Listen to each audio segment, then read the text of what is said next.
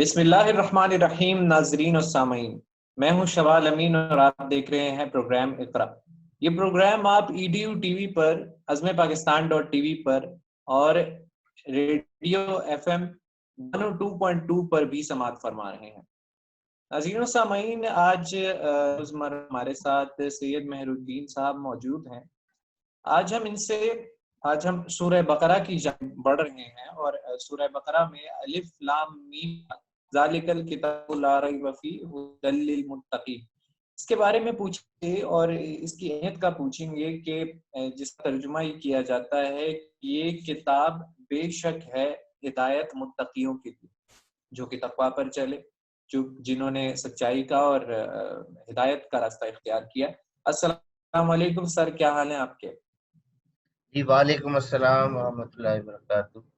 अल्हम्दुलिल्लाह, हम गुज़िश्ता कई नशिस्तों से सूरह फातिहा पढ़ रहे थे और अब हम आज आगाज कर रहे हैं सूरह बकरा का।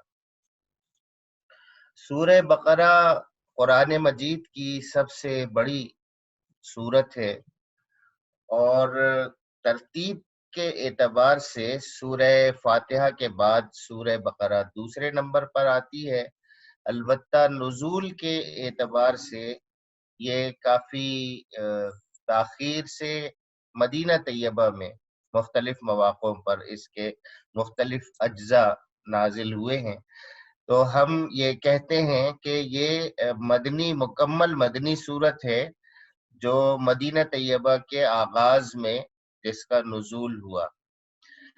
कुरान मजीद को समझने के लिए उसके पसे मंजर को समझना बहुत जरूरी है। मदीना तैयबा में जब हुजूर सल्लल्लाहु अलैहि वसल्लम गए हैं तो वहाँ एक बादशाह के तौर पर गए हैं, हुक्मरां के तौर पर गए हैं और वहाँ जाकर एक रियासत की बुनियाद डाली है जिसे रियासत मदीना कहा जाता है। और रियासत को चलाने के लिए और रियासत किस तरह का इंसानी माशरा तरतीब और तश्कील देना चाहती है, उसके लिए जो रब्बानी हिदायत जरूरी थी, सूरह बकरा उन हिदायत का मजमुआ है। और इससे अगली जो सूरत है सूरत आले इमरान, वो समझें कि वो इसका ततिम्मा है। ये दोनों सूरतें मिलकर एक इस्लामी माशरा जो मदीना तैयबा की रियासत के लिए जरूरी था, उसके लिए बहुत बुनियादी हिदायत इनमें मौजूद है। तो हम इसको वक्तन फवक्तन देखेंगे। हमारे पास बहुत मुख्तसर वक्त होता है। जाहिर है इस वक्त में हम बहुत सारी बातों का इहाता नहीं कर सकते। अलबत्ता हम हर नशिस्त में कुछ न कुछ बात इस हवाले से जरूर करेंगे कि ये जहन में रहे कि ये इस का पस मंजर क्या है और उस वक्त किस तरह के हालात थे जब ये आयात नाजिल हो रही थी। आगाज होता है इस तरह से, औज़ु बिल्लाहि मिनश शैतानिर रजीम, बिस्मिल्लाहिर रहमानिर रहीम, अलिफ लाम मीम, ज़ालिकल किताबु ला रैब फीह हुदल लिल मुत्तकीन अल्लज़ीना युमिनूना बिल गैबि व युकीमूना अस्सलाता व मिम्मा रज़क़नाहुम युनफ़िक़ून वल्लज़ीना युमिनूना बिमा उन्ज़िला इलैका व मा उन्ज़िला मिन क़ब्लिक वबिल आखिरति हुम यूक़िनून उलाइका अला हुदम मिन रब्बिहिम व उलाइका हुमुल मुफ्लिहून। صدق اللہ العظیم. یہ ابتدائی 5 آیات ہیں. آغاز ہوتا ہے الف لام میم. یہ حروف مقطعات کہلاتے ہیں، یعنی قطع کیے ہوئے، ٹکڑے ٹکڑے، الگ الگ، علیحدہ علیحدہ حروف. ان کی تلاوت، قرآن مجید کی تلاوت اجر و ثواب کا باعث ہے، اور ہر حرف پر 10 نیکیاں ملتی ہیں. اور حضور صلی اللہ علیہ وسلم نے فرمایا کہ میں یہ نہیں کہتا کہ الف لام میم اس پہ 10 نیکیاں ہیں، بلکہ الف الگ، لام الگ، میم الگ، ہر حرف کی تلاوت پر، اس کے پڑھنے پر نیکیاں ہیں، 10 نیکیاں. تو ایک تو معاملہ ہے اس کی تلاوت کے اجر و ثواب کا. اب یہ بعض صورتوں کے آغاز میں ملتے ہیں ہمیں، جیسے الف لام میم، الف لام را، الف، اس کے علاوہ مختلف 7-8 جگہوں پر ملتے ہیں. یہ الفاظ کیا معنی رکھتے ہیں، یہ صحابہ نے نہیں پوچھا کبھی حضور صلی اللہ علیہ وسلم سے، اس لیے اس کے معنی ہم تک نہیں پہنچے. یہ اس بات کی بھی دلیل ہے کہ حضور صلی اللہ علیہ وسلم سے صحابہ نے جو کچھ پوچھا اور حضور صلی اللہ علیہ وسلم نے جو کچھ بتایا، مستند حوالوں سے وہی کچھ ہم تک پہنچا ہے، اس کے علاوہ نہیں. اب یہ یہاں کیوں ہے، اس کی بحث میں جانے کی ضرورت نہیں، اس لیے کہ قرآن مجید ہمیں ہدایت کے لیے ملا ہے، اور ان الفاظ کے معنی اور مفاہیم چونکہ حضور صلی اللہ علیہ وسلم نے نہیں پوچھے، صحابہ کرام نے نہیں پوچھے، اور حضور صلی اللہ علیہ وسلم نے نہیں بتائے، اس کا صاف مطلب یہ ہے کہ ان الفاظ کے معنی کو جاننے سے انسانی ہدایت کے ہونے نہ ہونے سے کوئی فرق نہیں پڑتا. اس لیے اس کی کھوج میں پڑھنا اور اس کے بارے میں وقت صرف کرنا یہ زیادتی ہوگی، مناسب نہیں ہے. لیکن بہت سے لوگ اس کی کھوج میں پڑے رہتے ہیں، وہ ظاہر ہے کہ اپنی علمیت کے اظہار کا ہی اس سے فائدہ اٹھا سکتے ہیں، اس کے علاوہ اور کچھ نہیں. عربوں میں یہ رواج تھا، شاعری ان کے ہاں بڑے فخر کی چیز سمجھی جاتی تھی، اور کسی خاندان میں کسی شاعر کا ہونا یہ بڑے فخر کا باعث ہوتا تھا. وہ شعر کو سمجھتے بھی تھے، اور شاعری کی مختلف اصناف ان کے یہاں ہوتی تھی. وہ اپنے کلام کے آغاز میں اس طرح حروف مقطعات، الگ الگ الفاظ سے شروع کرتے. تو ہم یہ کہہ سکتے ہیں کہ عربوں کے ہاں یہ رواج تھا کلام کے آغاز میں الفاظ کو الگ الگ پیش کرنا.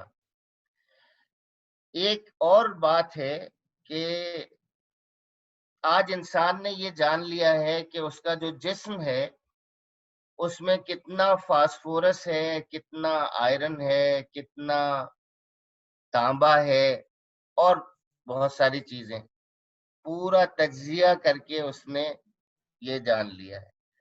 تو کیا ایسا ممکن ہے کہ کوئی وہ اجزاء اسی مخصوص مقدار میں جمع کرے اور اس کے بعد انسان تخلیق کر لے؟ ایسا نہیں ہے نا. انسان اس بات سے عاجز ہے کہ وہ کاربن اور آئرن اور تانبا اور فاسفورس اور گندھک اور وہ سارے اجزاء کو شامل کر کے ایک جیتا جاگتا انسان بنا لے.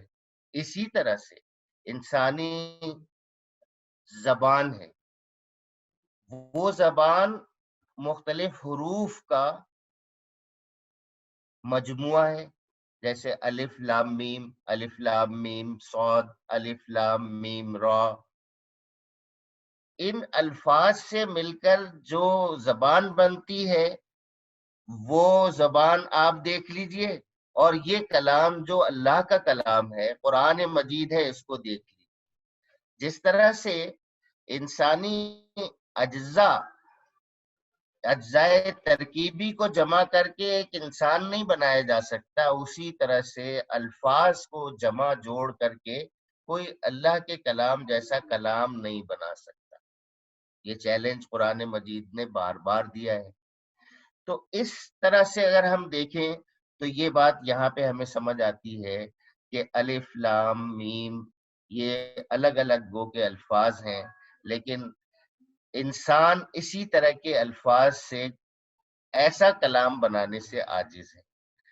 اور آج ہم زبان پہ، لسانیات پہ جتنی تحقیق کر رہے ہیں، ہو سکتا ہے کہ ہم بہت کچھ آگے چل کے جان جائیں، کیونکہ یہ الفاظ اب مختلف صداؤں کا نام ہے. بیسیکلی مختلف صدائیں ہیں. اچھا، یہ جو صدائیں ہیں، اس وقت اس کی تحقیقات سے اندازہ یہ ہوتا ہے کہ یہ تمام انسانوں میں تقریباً ایک جیسی ہیں، یہ کافی مشترک ہیں. ابھی آگے چل کے ہو سکتا ہے کہ ایک ایسی زبان کی تفہیم ہو جائے جو مختلف صداؤں کے ذریعے سے تشکیل پاتی ہیں. چونکہ یہ زبانیں، تو ان تمام صداؤں کی تفہیم ہو جائے کسی مرحلے پر آ کر، اور تمام انسان ان کو ان صداؤں کے ذریعے سے سمجھ سکیں بغیر کسی ترجمے کے.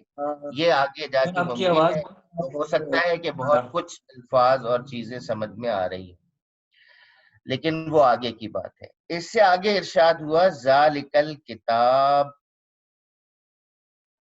بے شک یہ اللہ کی کتاب ہے. ذالک الکتاب لا ریب، اس میں کوئی شک نہیں. لا ریب فی، اس میں کوئی شک نہیں.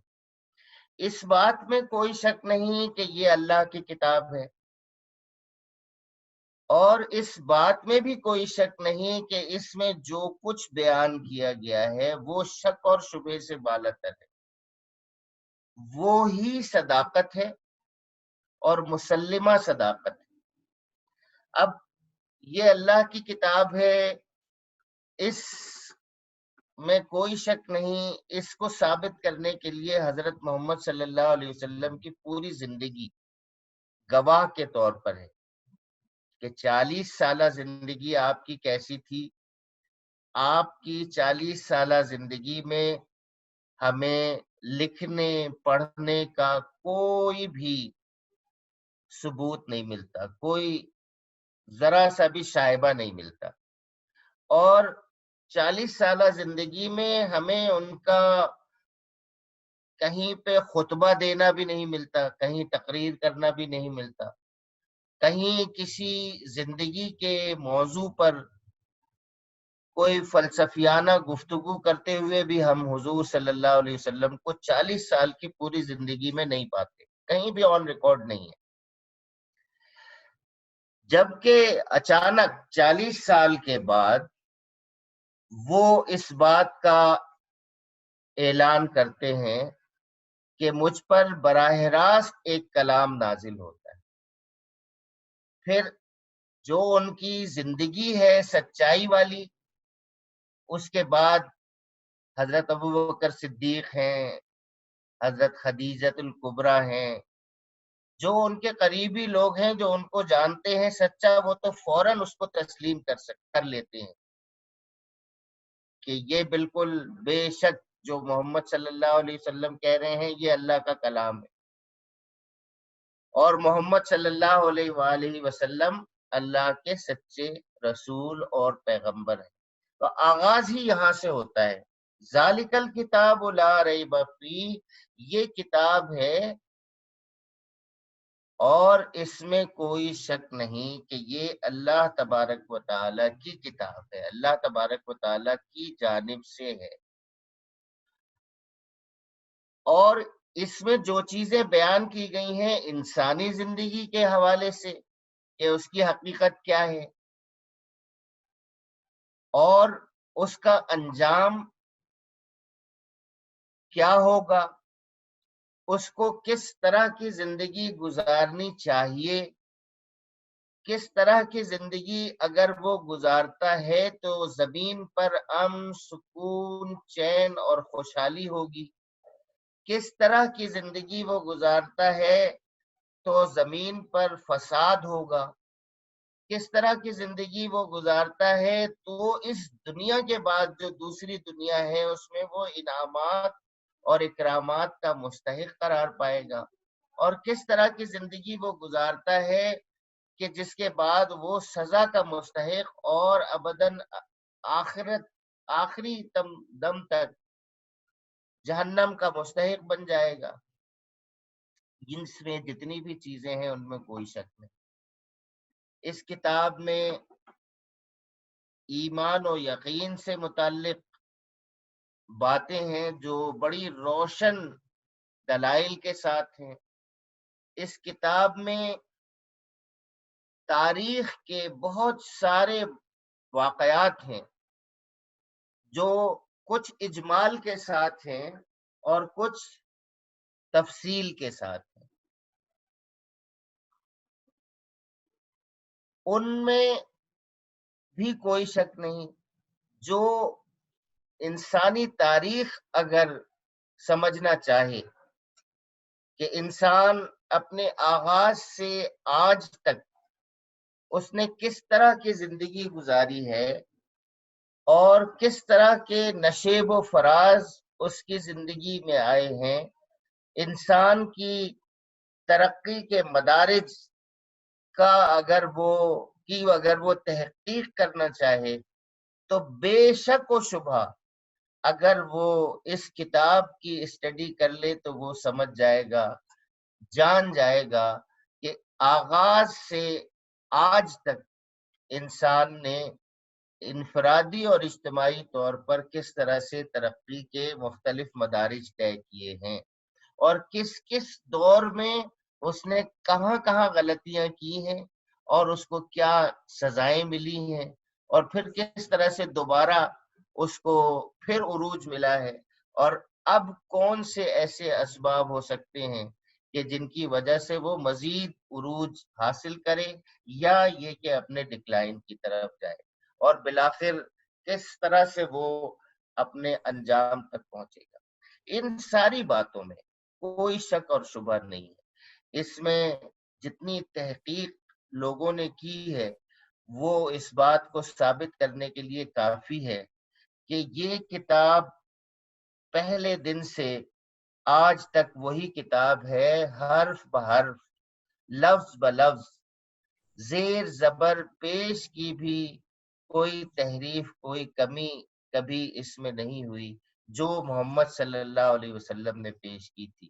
کسی کو اگر شک ہو تو وہ کراچی سے کچھ نسخے لے، کچھ نیو یارک سے لے، کچھ پیرس سے لے، کچھ سماٹرا سے لے، مختلف جگہوں سے لے لے اور لے کر ان سب کو کمپیئر کر کے دیکھ لے، اور پھر جا کے وہ توپ کاپی کے لائبریری میں بھی جا کے ترکی میں دیکھ لے یا رشیا میں یا برطانیہ میں جو نسخہ حضرت عثمان رضی اللہ تعالی عنہ کے زمانے کا ترتیب دیا ہوا ہاتھ سے لکھا ہوا موجود ہے۔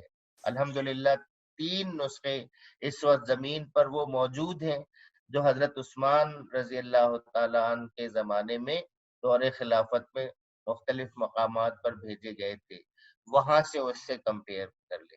تو یہ اس میں بھی کوئی شک نہیں کہ یہ وہی کتاب ہے، یہ وہی الفاظ ہیں، یہ وہی صورتیں ہیں، یہ وہی آیات ہیں جو محمد صلی اللہ علیہ وسلم نے پیش کی تھیں، اور اس میں جو بیانات ہیں اس کی وقتاً فوقتاً لوگ تحقیق کرتے رہتے ہیں، دیکھتے رہتے ہیں، حیران ہوتے رہتے ہیں مثلاً یہی بات کہ آج سے 1400 اور 1450 سال پہلے کوئی ایسا آلہ نہیں تھا کہ انسان پیٹ پہ رکھ کر دیکھ سکے کہ جو بچہ وجود میں آتا ہے وہ کن مراحل سے گزرتا ہے. آج تو انسان جانتا ہے کہ 3 ٹریمسٹر ہوتے ہیں، پہلے ٹریمسٹر میں یہ ہوتا ہے، دوسرے میں یہ ہوتا ہے، تیسرے میں یہ ہوتا ہے. لیکن 1450 سال پہلے اس کتاب میں بتا دیا گیا تھا کہ وہ کس طرح سے اس کا آغاز ہوتا ہے، پھر کس طرح سے وہ ایک خون کا بنتا ہے قطرہ، پھر کس طرح سے وہ لوتھڑا بنتا ہے گوشت کا، پھر کس طرح سے اس کے اندر جو ہے وہ صورت گری ہوتی ہے، پھر کس طرح سے اس میں جان پیدا ہوتی ہے، پھر کیسے وہ اسی جسم سے خوراک کا انتظام کرتا ہے. یہ بات 1450 سال پہلے جب بیان کی گئی تھی، اور آج انسان اس کی تحقیق کرتا ہے تو حیران ہو جاتا ہے.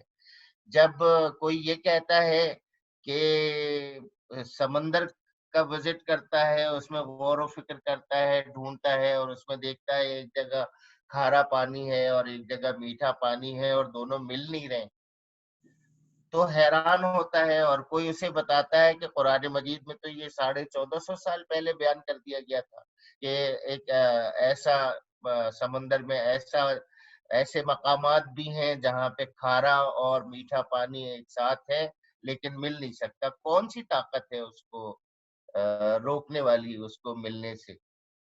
تو اس طرح کی اور درجنوں مثال ہیں جو خود اس دنیا اور کائنات پر ریسرچ کرنے والوں نے دریافت کی ہیں، جو قرآن مجید میں ہے.